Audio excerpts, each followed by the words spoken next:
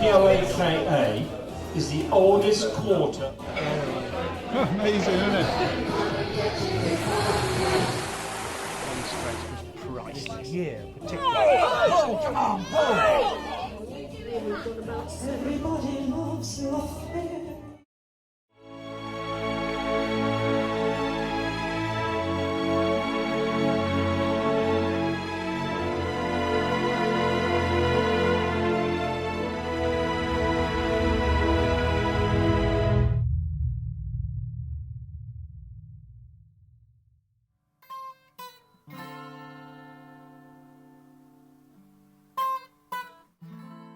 It's the start of a new year, 2019, in the parishes of Brockweir and Huddersfield. In the Mackenzie Hall, the Brockweir Amateur Dramatic Society are starting rehearsals for their upcoming panto, Peter Pan.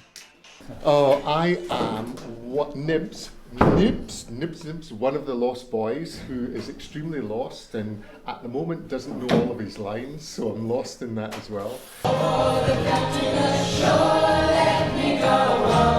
Nobody takes themselves too seriously. We all laugh at ourselves, we all laugh at each other.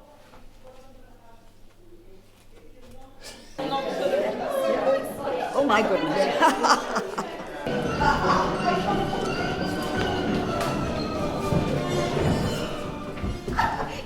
Save me from the evil Captain Hook. I am Captain Hook. Yeah, first time. Where's your hook? My hook is just here, along with my hair, because as you can see, I'm not quite blessed follically enough. I'm the dame. I'm the pantomime dame. So I'm Smee, Mrs. Sissy Cecilia Smee, and so whereas Captain Hook was expecting his first mate Smee, the most bloodthirsty pirate in the whole of Netherland, there was a mix-up in the agency, and they sent along a cleaner instead of a killer. Yeah. Very attractive cleaner, may I say. Well, this is just acting, you know. At the start of the year, Nicky and Will, who had run the village pub for years, announced they had decided to retire to Brittany, and the locals gathered to give them a rousing send-off.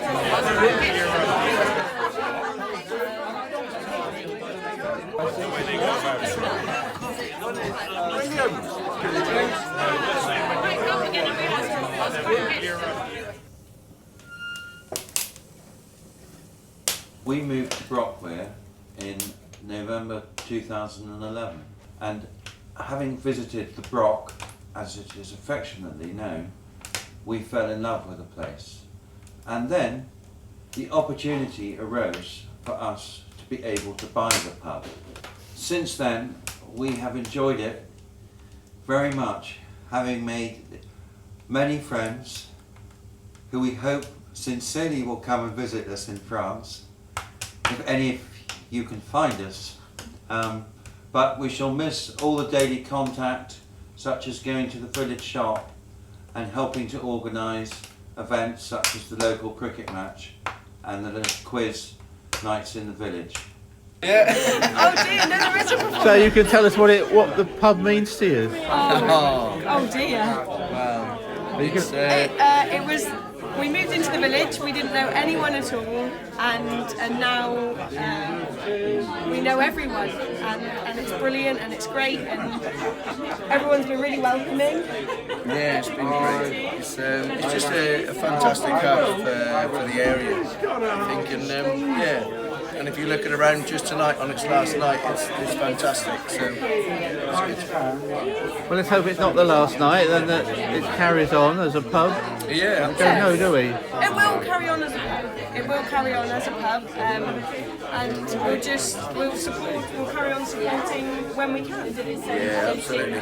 It's a good area. It's lovely to be around here, so it's great. Any regrets? Only the people. It will only ever be missing the people. Before I burst into tears, just thank you very much to everyone for all their warmth and friendship. It's been a truly fantastic place to live.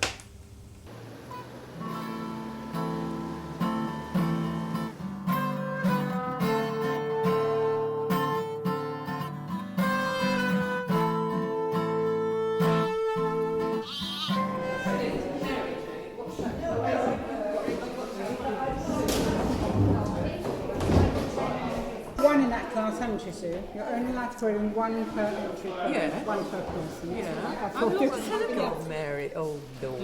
Here, this one. That one's better. Do you want some scissors?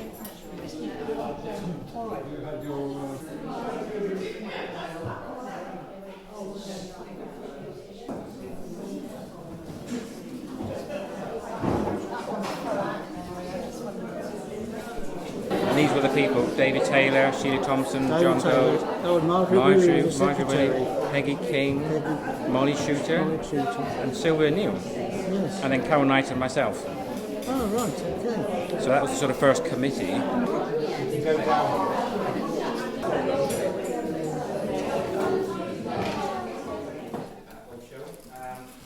next event is the Lantern Sale.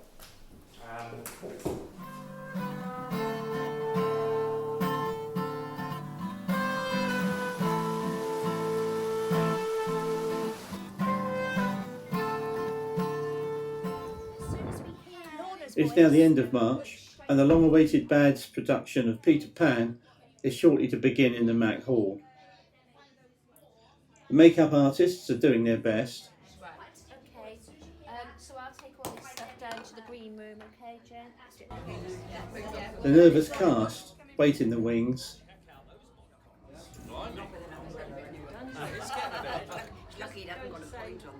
An emaciated and clearly starving lost boy is phoning his bookmaker. Everybody else on stage to look at me, and I said, look at the audience, look at you, look at Debbie, but I am a disembodied voice, don't look at me. You're doing it? And everyone is wondering what she has in the flask that is making her so relaxed. You can speak to her, but I'm answering.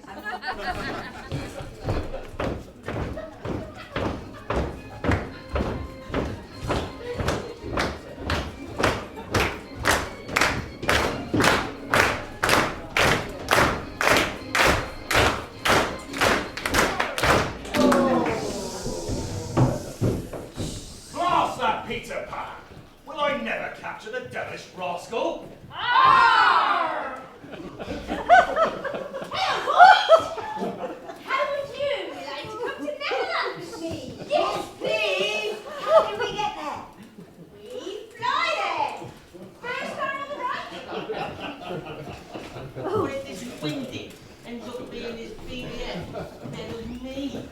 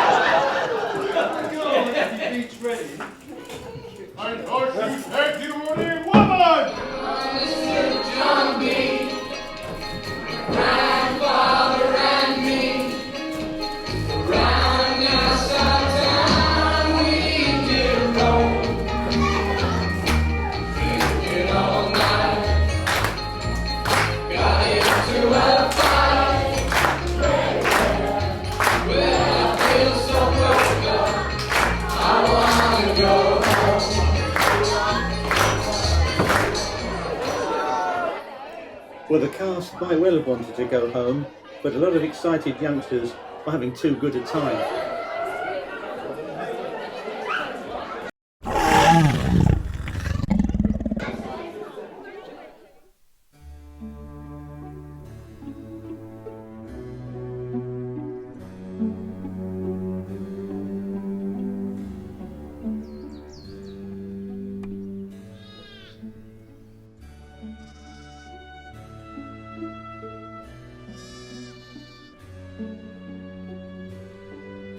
people often ask, they say, why on earth did you get Castle Milk Moorit sheep? And they really appealed to me. I heard them being mentioned on the food programme because they were saying that posh restaurants were looking for this kind of meat. You know, it is lamb, but because it isn't newborn lamb when it's killed, you know, it's over a year old, it's got much more flavour. So I heard it on the food programme, and then they were on Country File because these sheep were saved by Joe Henson, the father of Adam Henson. He got the last 8 of these sheep from Scotland when the flock was being destroyed because nobody wanted them. And he took them in Cotswold Farm Park. And then I had a letter from my cousin saying he'd heard that we were going to get sheep, and he just said, you must get Castle Milk Moorits, they're the most beautiful sheep.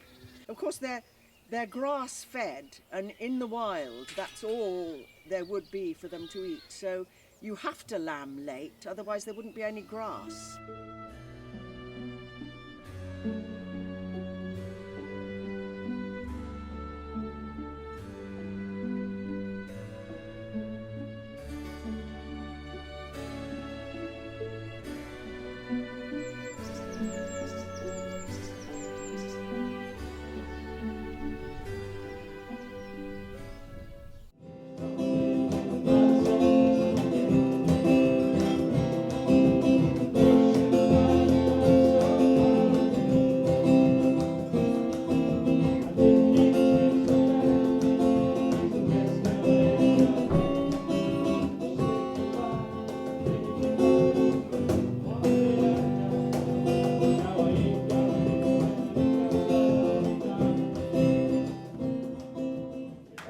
And for those of you who enjoyed them, the good news is that it'll be back later.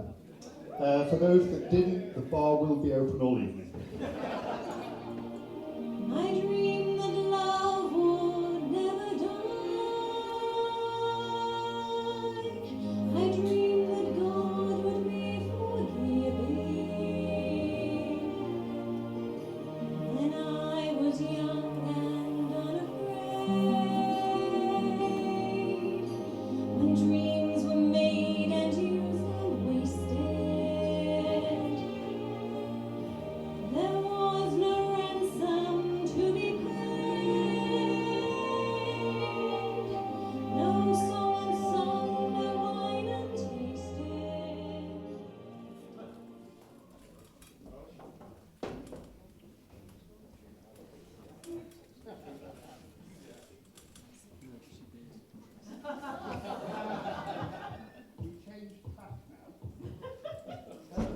We need a microphone, Mark.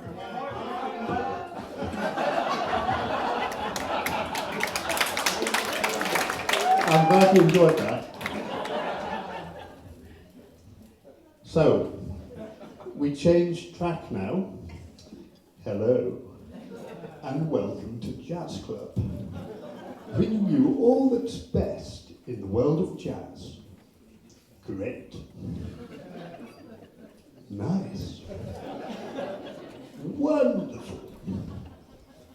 Formidable. Eternal Now Quartet is a collaboration of experienced experimental solicitors from international law firm Hawkins, Gibbs and Stian Anderson. As the programme explains, they're exploring the outer and inner spaces of the musical form. Crazy. So, sit back and enjoy a sparkling creation that dazzles with collective intensity and fire. Sizzle. Eternal Now.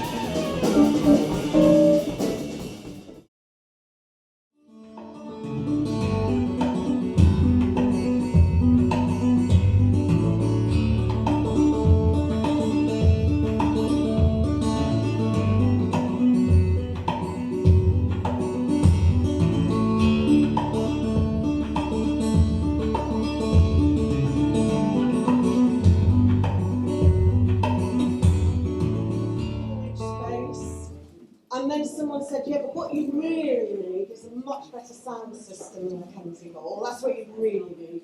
We looked at the cost and gulped. We were very lucky to get a grant from Resilience, who are the wind generating people in St Levels. Let's hear it for renewable energy. It's still left between several hundred that we needed.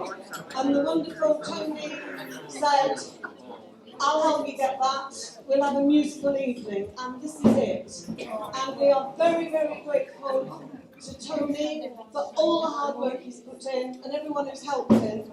And we're incredibly grateful to all the brilliant musicians who've come along tonight with their wonderful skills. Thank you for all of that.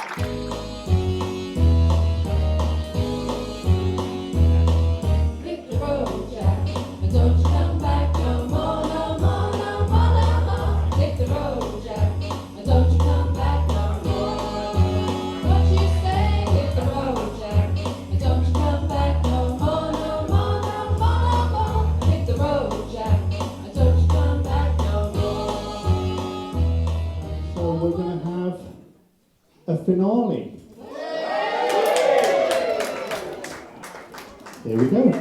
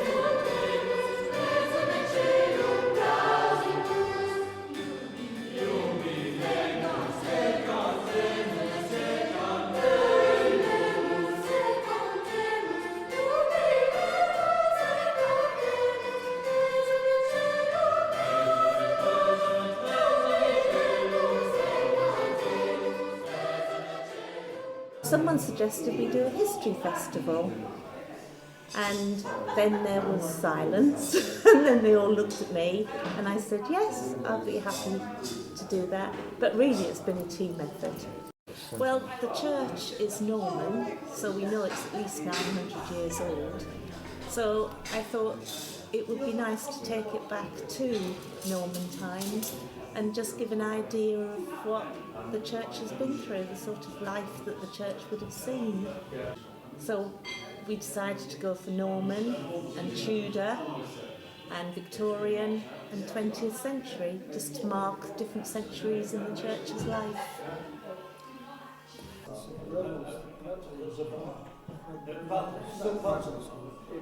First, if not the first, photograph taken of the school when it moved up to its position next door to the shop, which is now Monk's Optics, 1896, and we actually know, I think it's that little chap there, Austin Williams' great uncle. And as for the others, well, we go the Mill Stream around the back of, on our way round to the Moravian Church, the girl sweeping the steps, probably outside one of the cottages that was knocked down in the mid-1940s and late 40s, where the lay-by now is in Brockweir. Collecting water from the spouts in Underhill, taking it up to the village, and the pub, probably about the turn of the century, with Henry Dibden as landlord. I hear you're the medieval cook. Yes, I don't look that old, but so I've made the soup which only contains vegetables that were available in medieval times. So I had to miss out the potato. But apart from that, everything else in it is of the time. I put salt in, but I didn't use pepper, but I have given in and put pepper on the table. So yeah, it's as close as we could get to a medieval pottage.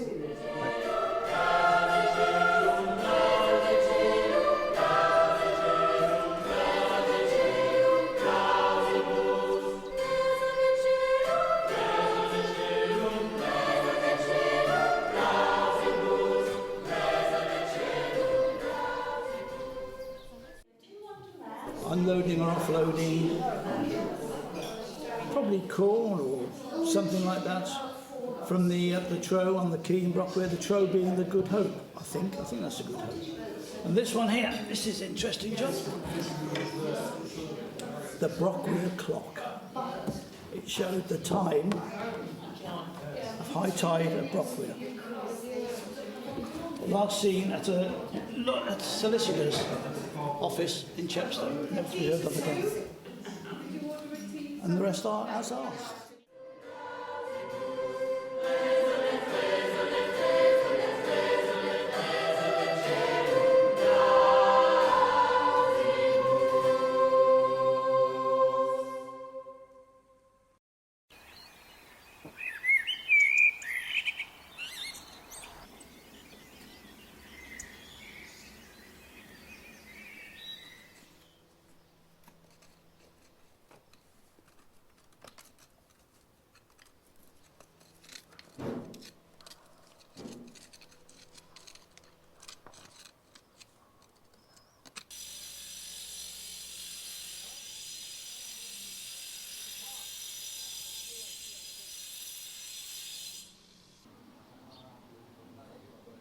So I've been trying to work out why I bought the Brockweir Inn, and I think it's for multiple reasons. A, because it's a beautiful old inn.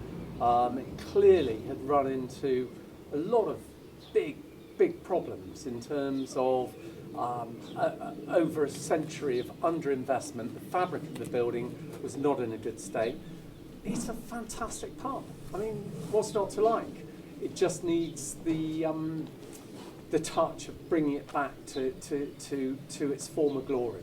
Thanks for coming to the Brockweir Inn during probably the biggest renovation it's had since it was built, which we now know was approximately 1690s. And then this you can see as being an entirely separate building with the stone steps going to the what was the TV room, games room. So we're getting back to original levels, and the reason being for that is that along with the brilliant village shop, which 15 years ago led the country in terms of being a community shop that was eco, 100% eco, it's very, very difficult to replicate that in a building that's 300 odd years old. The guys are, again, getting back down to the into the cellar, which was a really, really filthy, foul place, not a great place to work. You could spend your lifetime doing up old buildings, but you'd never, ever witness this. And that is within the original, what was a cupboard, is the original window from when the property was first built. But bear in mind, this is a 1690 window, and it is still in restorable condition. So it's going to go to someone local, and Bruce May of Brockweir Glass is going to redo the glazing of it.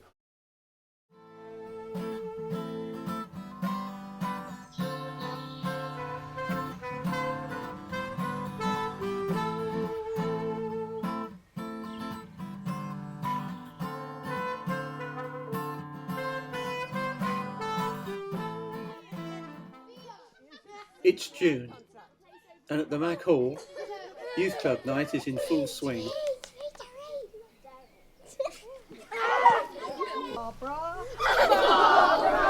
There's been youth clubs in Brockweir before, and then years went by when there was nothing at all. We started this lot up 13 years ago. We have a lovely mixture of ages from 7 to 17. They're very pleasant children, so Becky and Rachel and Nikki and I love coming to do it. And tonight we've invited somebody to teach circus skills to them. So she's just getting them to loosen up a little bit and relax and lose their inhibitions before she gets going on the circus skills.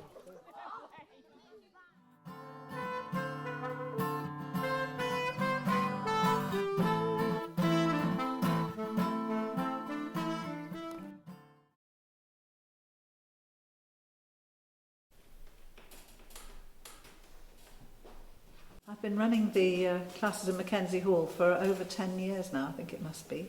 But before then, I did run classes in Chepstow and the Forest of Dean, and so some of the people who are in the class now have been coming to the class for over 20 years. But it's such a lovely space to do this in. It's got wonderful light from the windows, and it's also very quiet and calm. It's a really nice space. So we're very fond of Mackenzie Hall.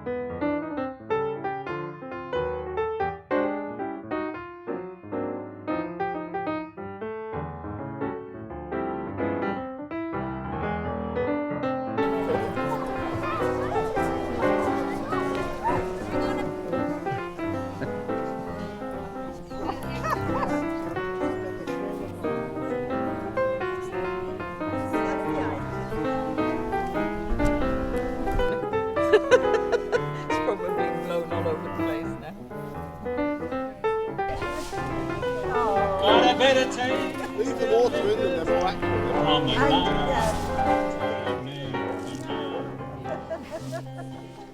To think of how she left that night, it still brings me a chill. Ready? Say when. He's concentrating on his camera. See? Hey! Well, I've saved it. Oh, I didn't see that.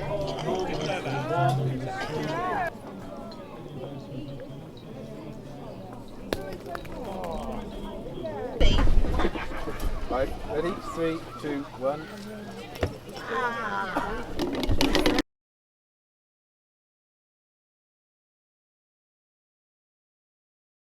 It was on for 420. What do you have to do? Bang it down and then it goes in. You've got to get it Bounce into it, one get of it. the Oh, yeah, chamber that's things. I can see that's impossible. Yes! Come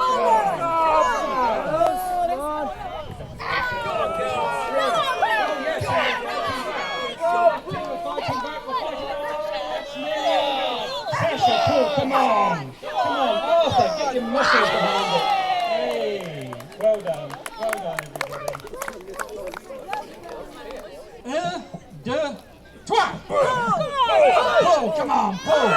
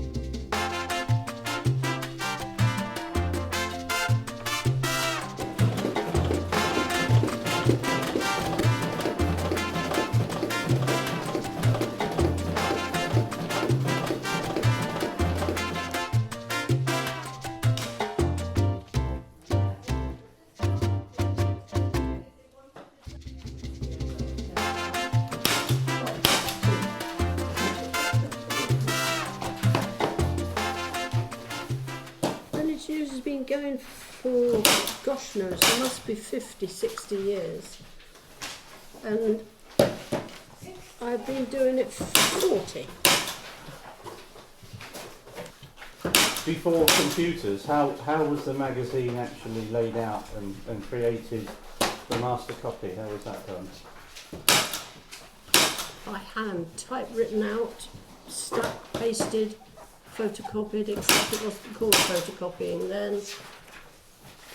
It was a hard start, but of course we only had about 200 copies to do then, and now we've got 660.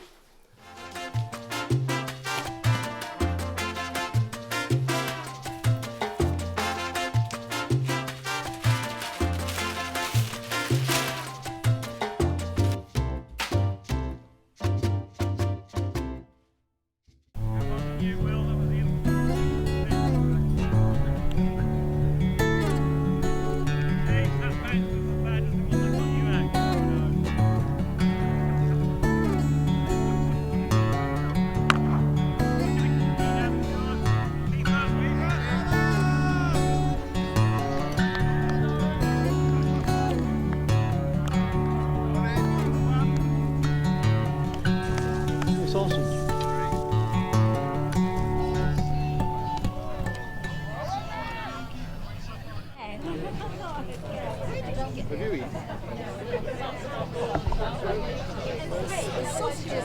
I couldn't get the honey off her fingers quickly.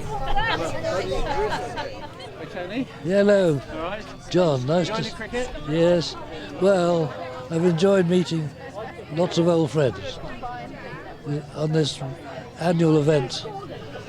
Oh, we came to Brockweir in 1968 from Llandogo, which is on the Welsh side of the river. We liked the English side better, so we came and found a derelict farmhouse halfway up the hill out of Brockweir village, and never regretted it. It's been a wonderful... We came for 5 years and stayed 60.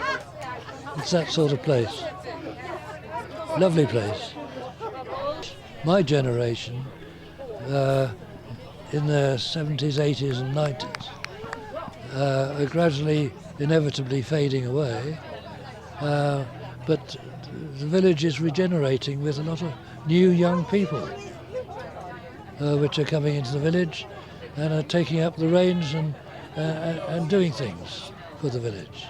And that's very encouraging, because this sort of way of life here is almost ideal in my book. A couple of years ago was the first time I played, and Rudgeburn came out to bat, and he hit a few around the ground, and I bowled one to him. He smashed it straight back at me, and I went like that, and it stuck. The look on his face was priceless.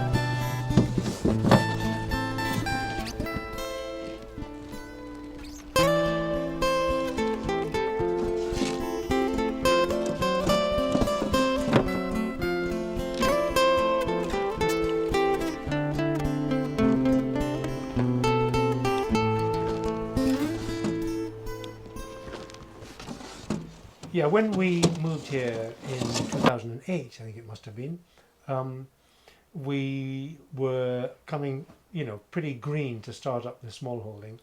And one of the things we knew we wanted to do was to keep bees, to learn how to keep bees and to keep bees. The Garden Society had started up a new scheme to sort of encourage new beekeepers. It was Alan Robertson, who was then the secretary of the Garden Society, who set it up. He'd noticed that there were very few bees on his run of beans. Set it up with help from Doug Isles, who was the local sort of full-time commercial beekeeper, the man behind Hudnall's Honey. So we got the grant, and part of the grant they'd worked out was to go on the beekeeping course that's still organised by Dean Forest beekeepers. They run this annual sort of beginners course. It's over about 6 weeks. The course runs in the winter, and it's a course that's exceptionally well taught by a guy called Jim Vivian Griffiths, who's the one of the leading lights of the branch. We started off as all beekeepers do, with one hive, it was Doug Isles who gave us what's called nucleus colony, the beginnings of a colony. So it's a queen and a few hundred sort of bees and some eggs on frames. And so we started off with that, and that was in our first year. And over the years, we just built up the numbers of the hives because of swarming. They will swarm very often. There are lots of procedures you learn as a beekeeper to try to prevent them from swarming. Something really interesting about I think about this year particularly, and bees, is that we've had an exceptionally good, I think probably our best in the 10 years we've been keeping bees, 10 or 11 years we've been keeping bees. This is undoubtedly the best honey harvest we've had by a factor of 4 or 5, something like that. It's just been a really, really good harvest. And other beekeepers around say exactly the same thing, that they're having an exceptional year. And I'm noticing also that, for instance, we've had an exceptionally good hay harvest this year. Our hay has been, we've done 750 bales this year, where normally we would do about 400.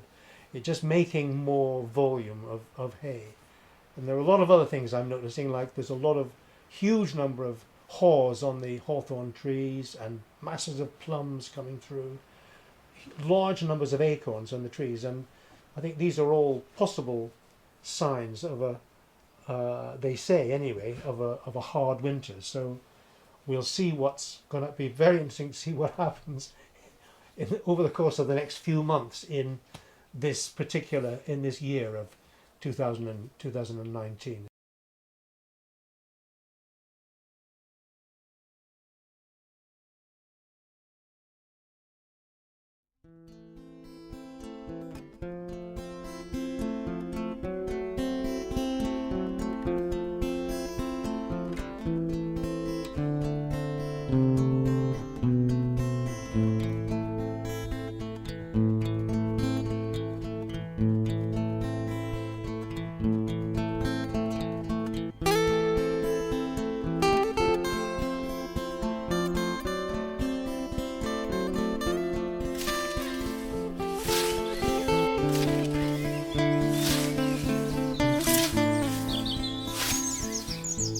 Well, the parish grasslands is a unique organisation as far as we can discover. There's no other parish in the whole of Britain with anything quite like it. It started at the millennium when we found ourselves confronted with BSE, the cattle disease, and foot and mouth all together. And I thought we had a problem, so I invited a group of people I already knew through the Wye Valley Society. Got Gordon Biggott, who's moved away long ago. I remember Peter Chard was part of it. Sat down and thought, is there something we can do to help people to keep their fields in a flowery condition, pleasant, maintain the landscape and the general environment? And so we called a public meeting down in the Mackenzie Hall. I think we had something like 65 people show up, which was a lot more than we were expecting, simply to put the question, is it a problem we have, and do we want to try to do something about it? And it was out of that the parish grasslands was founded. And well, it's been going ever since and still active, very active.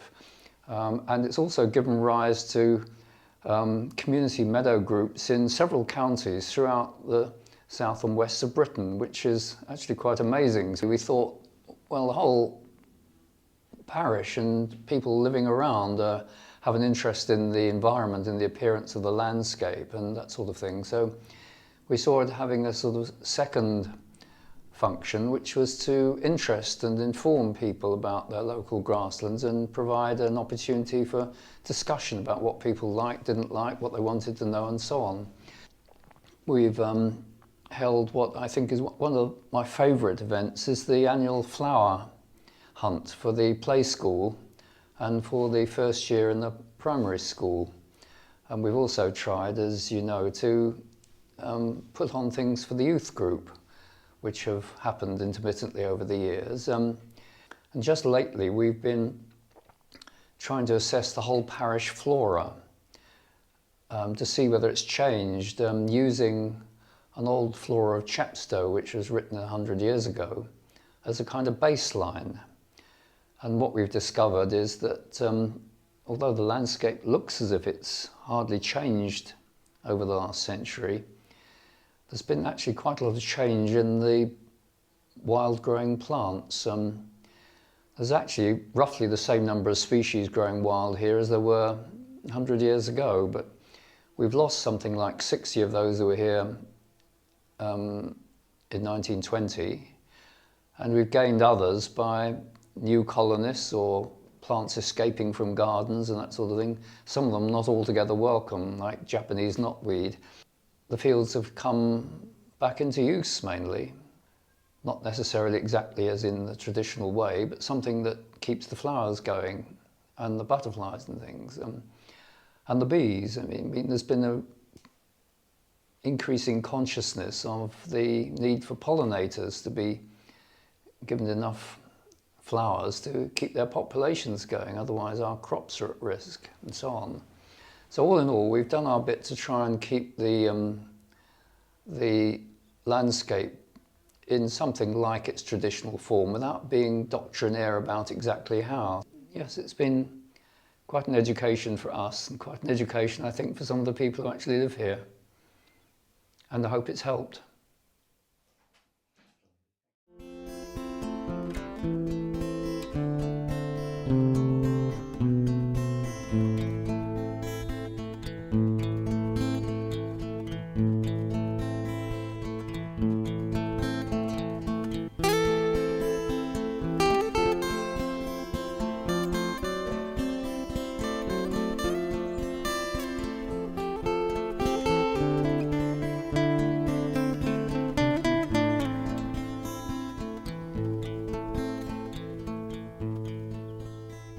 We are now in the second year of us opening with the NGS, and we're really proud to have made such a difference to local charities as well as the NGS charity.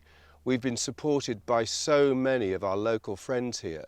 They bake cakes, they serve tea, they direct people around the garden. They're just absolutely amazing. The amount of work they've achieved, we couldn't have done it without them. So couldn't do this on our own. It's also a great contribution from the Patch, which is a beautiful garden. Imi Lee has worked so hard there. And the other garden being Spring Farm, which is a stunning, stunning situation.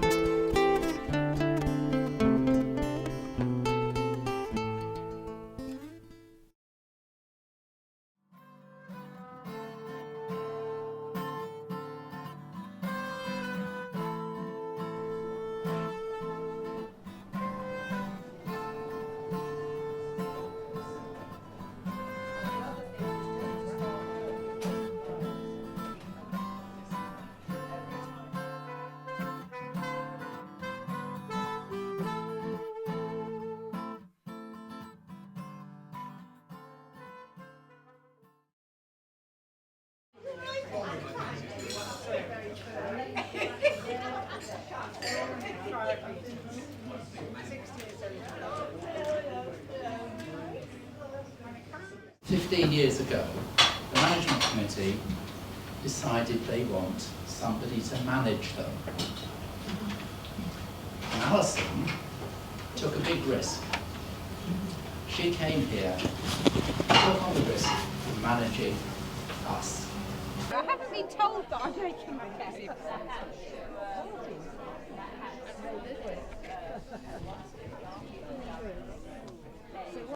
Mixed emotions. After 15 years, when I came here, I started out in my 20s and I'm leaving with grey hairs. I started out in a business suit and within 3 days graduated to jeans and trainers because I found out that being business manager was not glamorous. But I'm going to miss the people, the volunteers particularly, who've done an amazing job and who makes the shop so special. It's what makes it unique.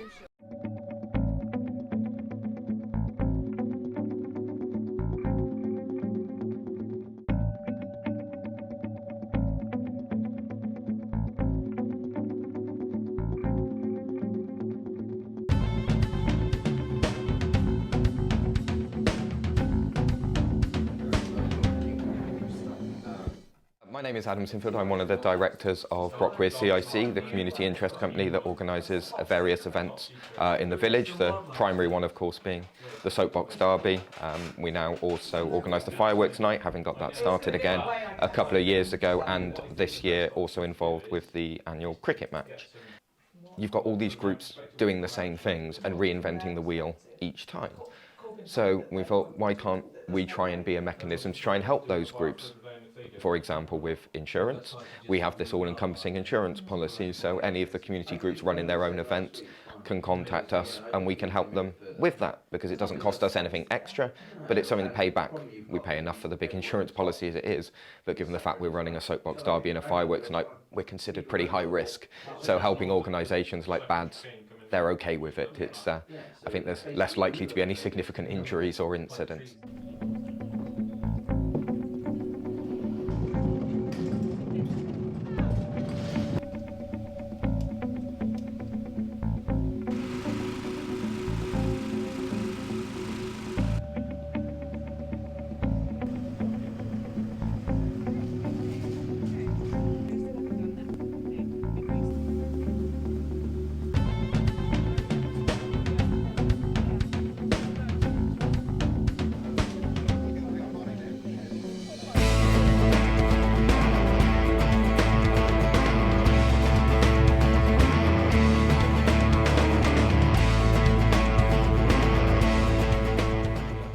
Your machine? It is, yeah. Yeah, just about anyway. How's it gone in practice? It's quite good. The brakes are quite good. It's definitely quicker than last year. Much quicker than last year. So, yeah, we'll just have to wait and see. Morning, John. Is this the rebuilt model? The rebuilt model after the misdemeanors. Buckled wheel. Injured pride, broken helmet. Ripped leathers. Apart from that, it was all right. How is she's not racing? No, she's no Scarlet.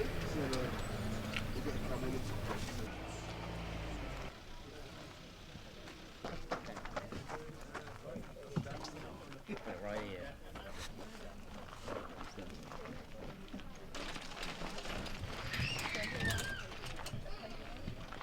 You got gloves? Has he got gloves and all that? Yes. Just want to make sure it's not around his neck. Now break.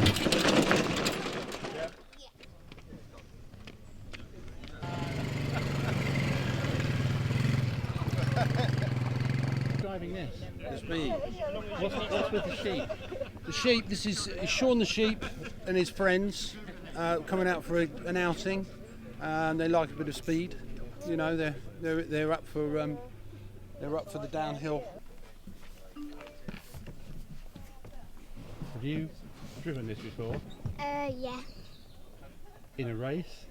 Yeah. Yeah, you've driven it in a race? Yeah. How did you do? I came fourth, but I just got beat by my brother.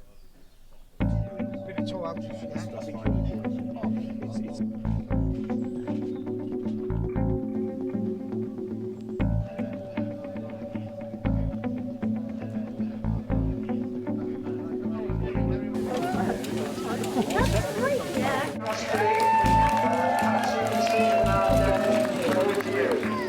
Thank you very much indeed, John.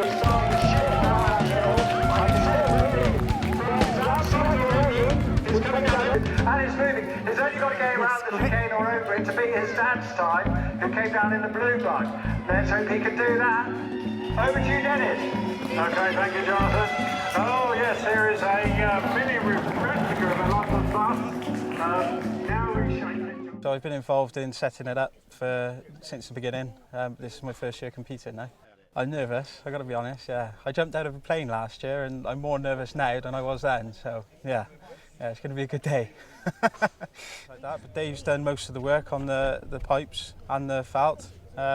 It's all original from last year, but yeah, it's just adding this for Sarah, yeah.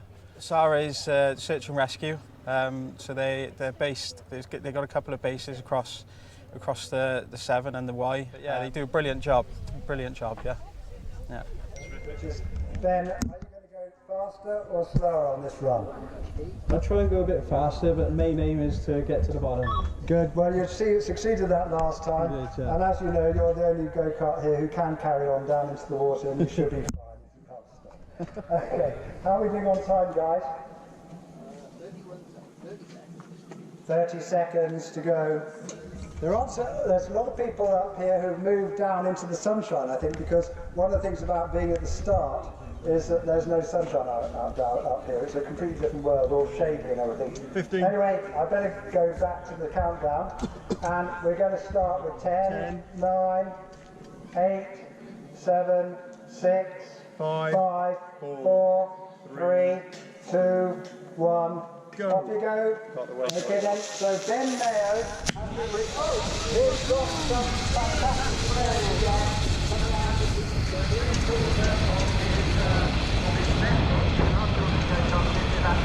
A red coming down, and lots of smoke, lots of excitement. So give it a warm welcome when you get to the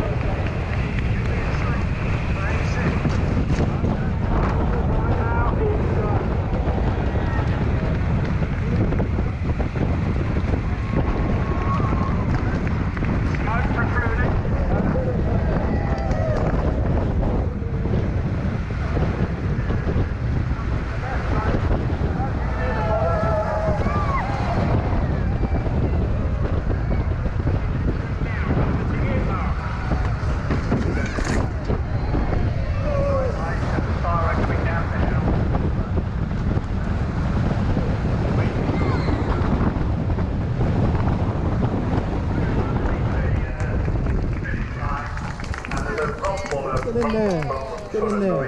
You don't ever have to do that again. Oh, you're on fire, Ben. Ben, you're on fire. Comes to a stop, and so that was Certa's rescue for Sarah. Don't blow on it.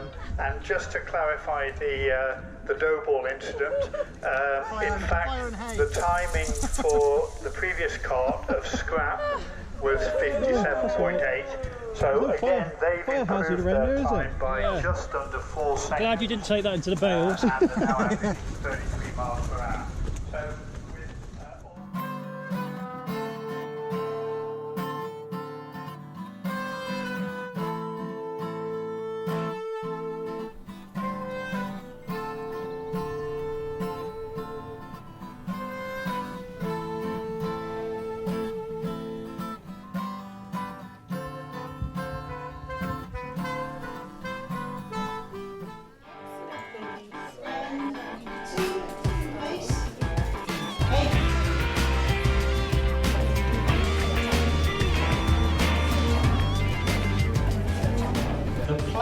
PLAKA is the oldest quarter of which city?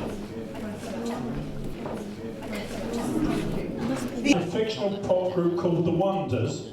The 1996 film That Thing You Do was the directorial debut of which Oscar-winning actor? Thank you, Han. Very good try. While many of the contestants at the big quiz were doing their best to grin and behave like magnanimous losers, trouble was brewing in the atmosphere outside.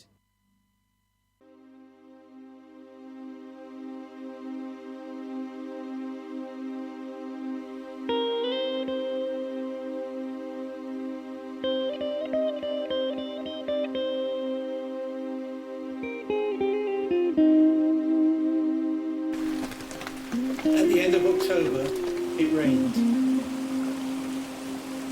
And rained. And rained.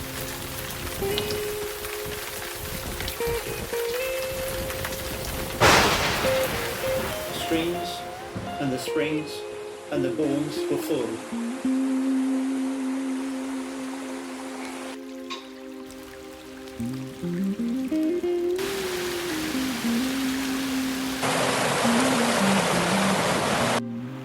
And the River Wye burst its banks.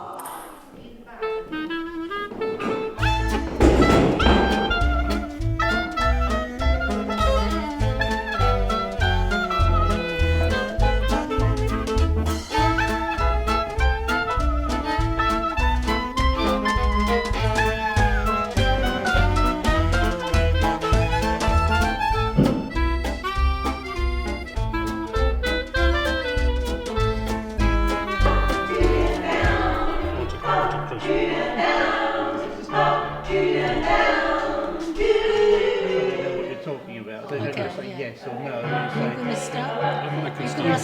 So don't say 2015, say we still started in 2015. Yeah.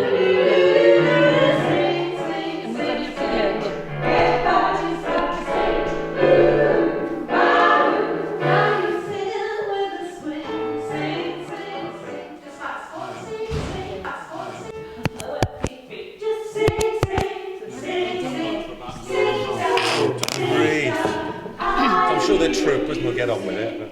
Oh, John keeps doing everything. He keeps filming everything at the moment. Yeah. He's interviewing me and Aid. Oh, good. I'll get out of the way then. Yes. Okay, well, we're Brockweir Events. We first set up Brockweir Events. I think we're going to have to wait. It's too loud. Okay. I thought if it's just background noise setting up, it'll be fine. But They should be, if they hadn't been late, they would be eating their dinner. Okay, let's try again. Okay. So how long has it we've been doing this?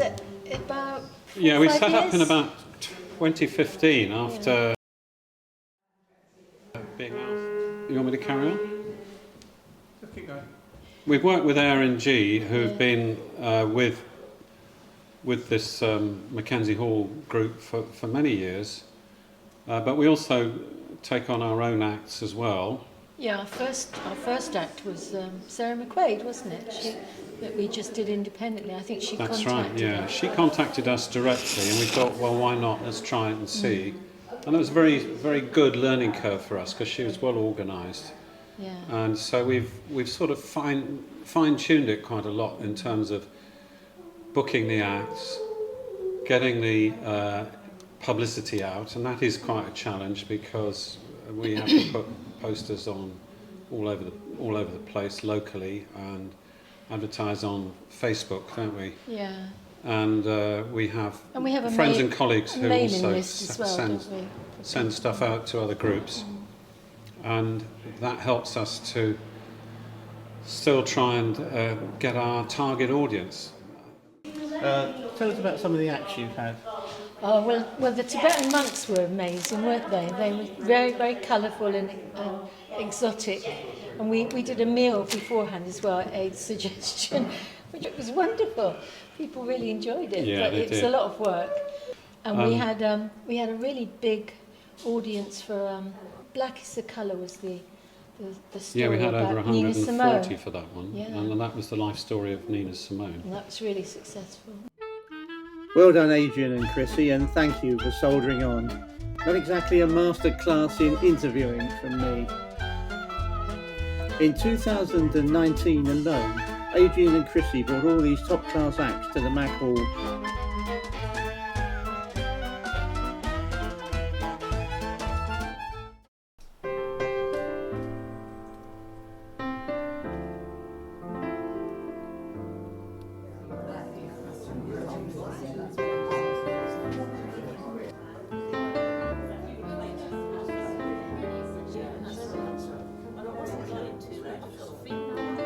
It's really an attempt to show the sort of work that I do across sort of wildlife and landscape photography.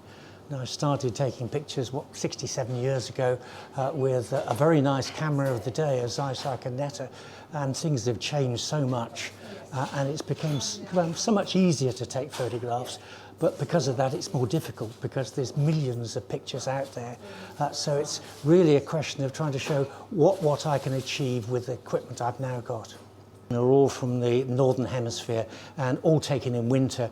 And I was trying to explore the possibilities of a photographer recording the feeling of cold and the behavior of the animals and to produce an artistic representation rather than simply having a record shot.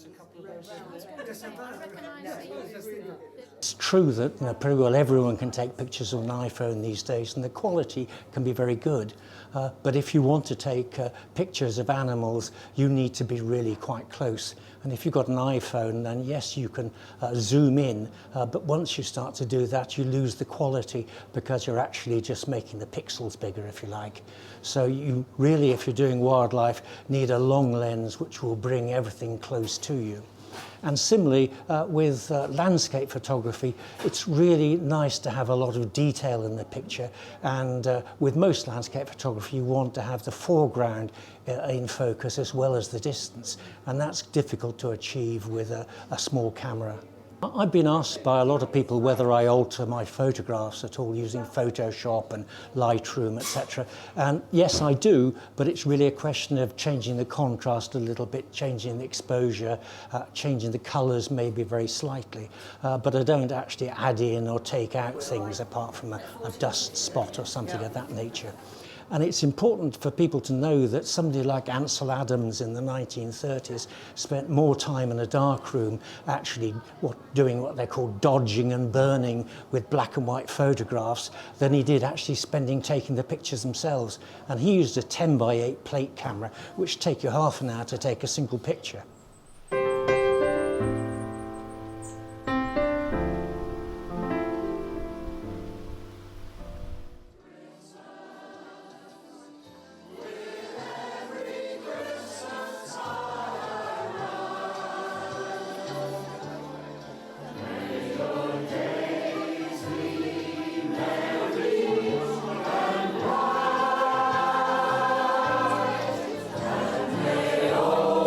Your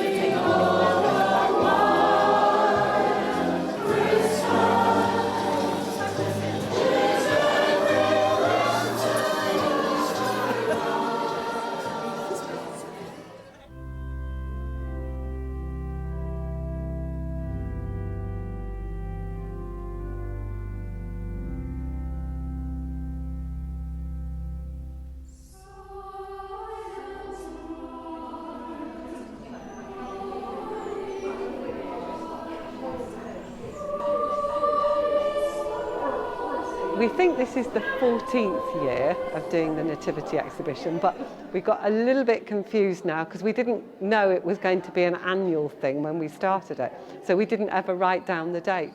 But the first time we did this, we had 30 exhibits, and this year there are about 140. It takes us 3 days to get ready. Some of the sets have come, like somebody will have visited the exhibition and then say, can I bring you a set for next year? So that's happened quite often. And then we've had fabulous people that have been on holiday and have picked up a set and brought it back for us to display. So Mary Quirk did that. She brought a set all the way back from the Galapagos Islands. I think we've got a representative of every continent. And the exhibits vary year on year depending on which ones we borrow. We first put this together because we thought it would be nice to do something that began Christmas, the run up to Christmas, with something that focused on the reason for the season. We used to have like a Christmas coffee morning, but we thought this was much more special. Bolted the door. Sadly, it comes to this. Kitty Gibbs is such a short wasp. I've been jumped by a wasp. Oh, sank offshore. We should have listened to Al Gore.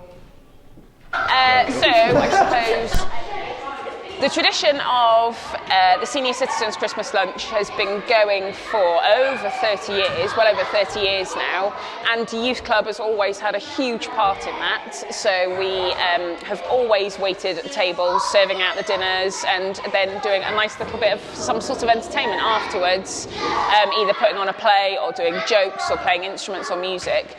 And many years ago, I used to do the waitressing and doing bits of entertainment.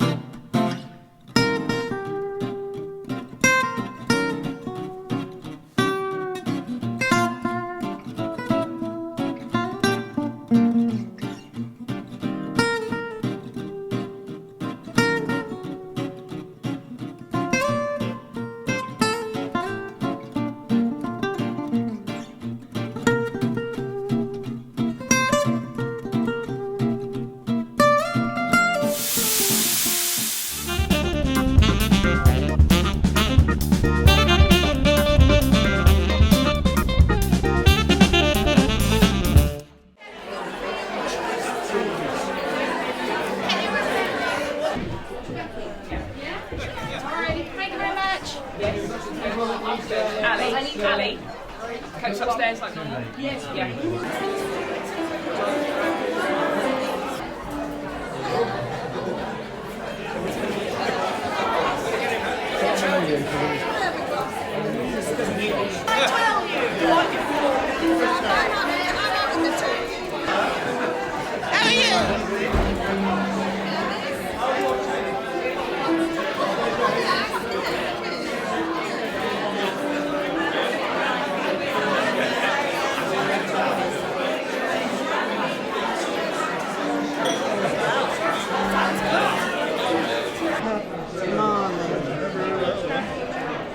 Right.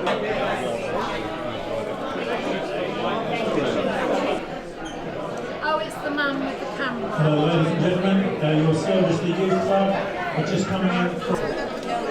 I've been arrested. There's a motion to give out.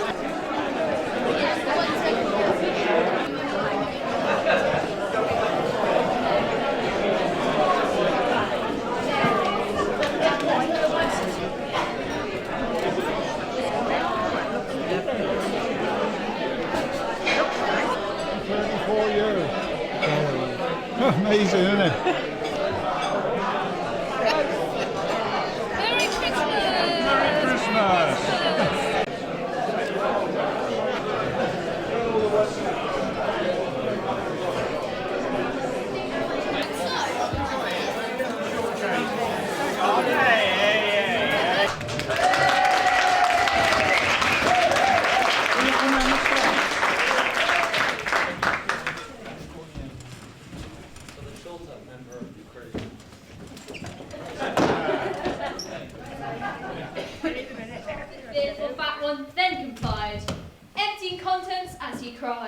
Now old Saint Nick was not so smug as he appeared to be before. But then I saw to my child, the bag had little else therein, and I cried, "What fiendish sin? Why is there no more?" The North Pole, sadly, all has melted, and my toy ship sank offshore. We should have listened to Al Gore. Is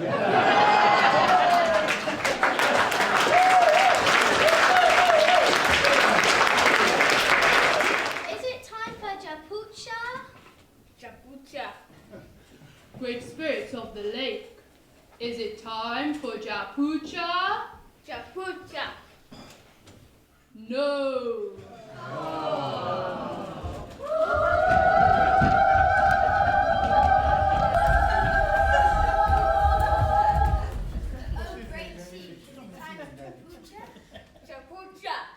Great spirit of the mountains, lakes, wind, and sky, is it time for Japucha? Japucha.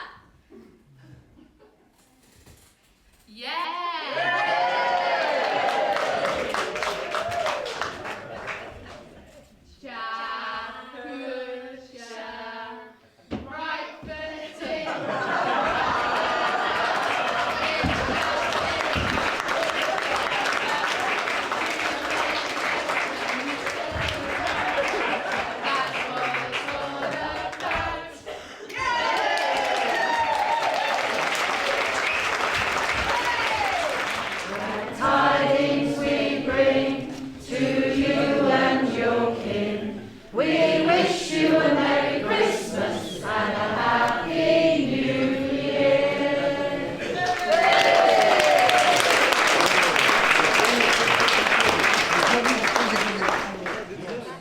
Thank you so much for coming. We do appreciate you coming along. These guys behind us have worked hard to make it happen. On behalf of all of you, I say thank you to them. We look forward to seeing you next year.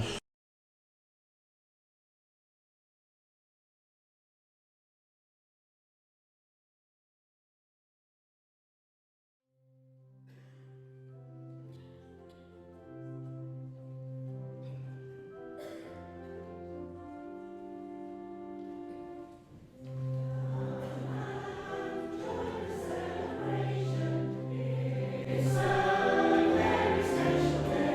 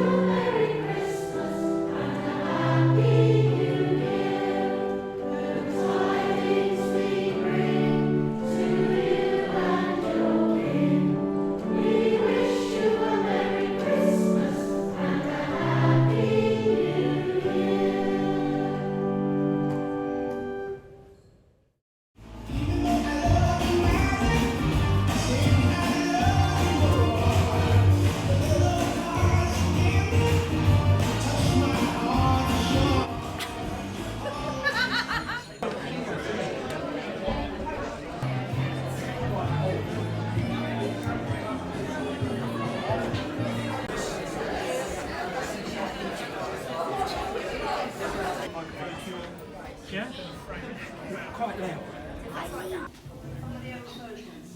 No jokes? Who said? Eileen. It's coming on Christmas. They're cutting down trees.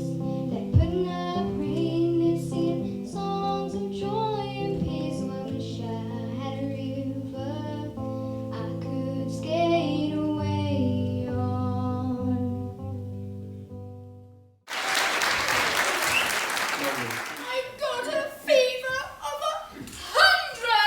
101 because I got a cold for Christmas. Stop.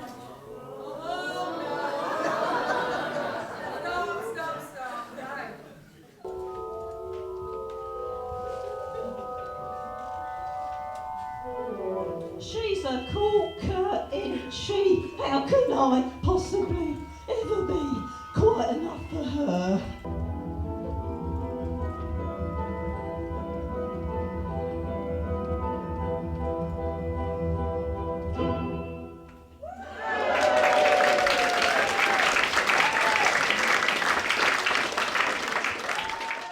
A cousin sang Cherry Ripe. Another uncle sang Drake's Drum. It was very warm in the little house. What's it all about? Well, it started about 8 years ago, I think. Alison Macklin and Millie argue over whose idea it was, but it was one of the two. And in the first year, we started this lighter side of Christmas. And I think this is about the 8th or 9th year. On the second year, Eileen and I took up the cudgels because Millie and Brenda are away, and it's gone on from there. Each year we raise a considerable sum for charity, which we're delighted with. People in Brockweir and Hillsfield are very generous, and St Arvans and St Bravels and Landoga, all the local areas. And I think last year was our record. We raised over £450. And in recent times we've given the money to the Trussell Trust, the local food banks. And we're delighted to say Eagles Environmental are sponsoring us this year with a free septic tank empty. What a bargain. But here they are, the Bojo ladies.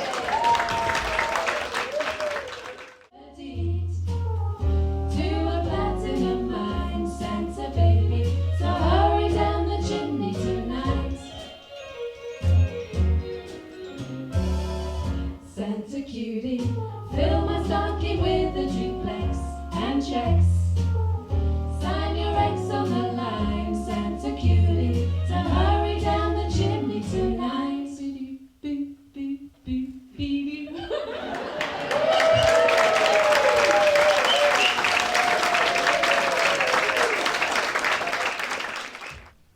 Excuse me? I don't believe I'm hearing this. Stable! Oh, great. This is the place, lads. Come on in. Wipe the feet. No. Where's the party? There's a poor insane gentleman on the phone, wishing to book ahead. 3 single rooms. And he was asking about a star too. So I told him we've got a 4-star rating in the accommodation guide. We'll be lucky to have 1 star if word of this gets out. Look, you must understand that not a word of this must get out. Not an inkling. Oh, hello. What's a gathering here? I'm from the Bethlehem Herald. I hear there's a bit of a scoop in the offing. Mind if I know a story?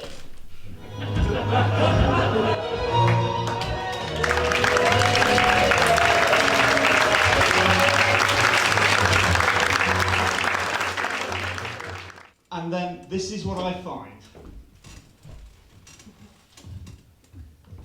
Oh, hello! Isn't it a lovely, wonderful day? And there's me behind them. Oh, are they here? They had 3 hours this morning. There's another 4 this afternoon. But no, there they are. I'm watching my watching. I've got to be back in 10 minutes. And they're asking about the weather again and trying to pay with 1p pieces. Very good.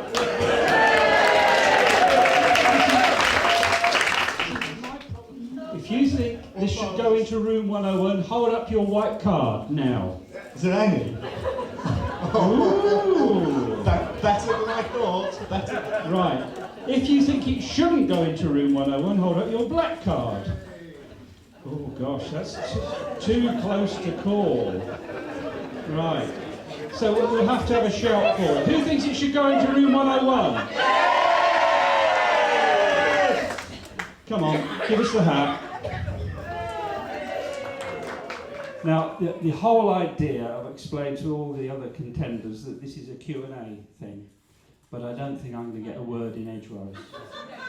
Judy Lewis!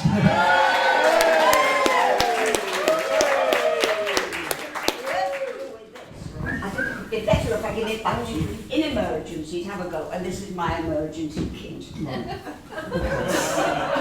Right, so I switch this off then? You don't want this? Well, I'll try without. Can you hear me? Yes! Well, now then, there's quite a few things I'd like to put in here.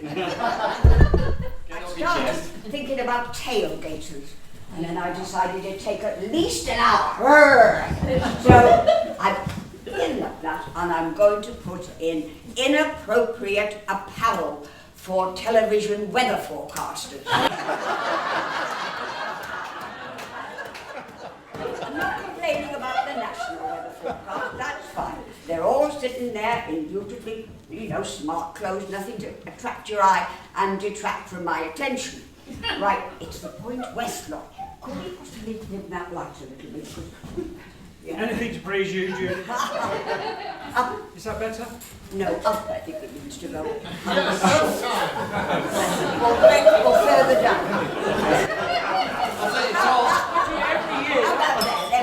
It's all about. As I was saying, national... Judy, just a second. It's me. It's me. Just a second. Can I ask the audience a question? Yeah, can you... Do you mind if we run over 8 o'clock slightly? Is that okay? Right, carry on. Now, the national forecasts are fine. It's the Point West lot that I'm complaining about. Now, not even because he just puts his Mac on and he goes up on the roof. That's fine. It's the others. In the studio, it's quite a different matter. Now, there's John Hammond now doing the weather forecast for Points West. He used to do the national one in a very smart suit or something, it wasn't too eye-catching.